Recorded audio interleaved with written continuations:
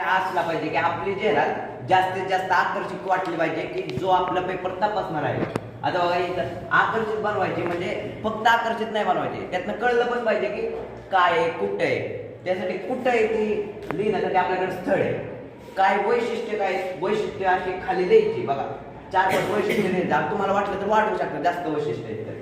आणि मेन म्हणजे आपलं नाव पाहिजे.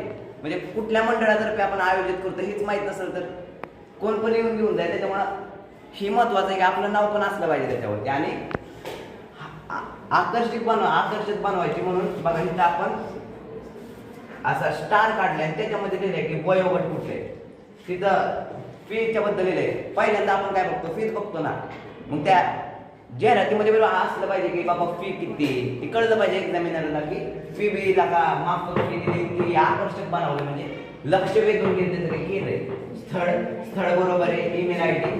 कारण जर तुम्हाला वाटायचीच ही जाहिरात तर तुम्हाला ईमेल आय डी लागणार ना. ईमेल आय डी, संपर्क कुठं साधायचा एखाद्याला आवडतं हे सगळ्या गोष्टी पाहिजेत जेव्हा आपण जाहिरात लेखन करणार आहे पेपरमध्ये. आणि असं दिल्यावर आपल्याला मार्क पण भेटतात.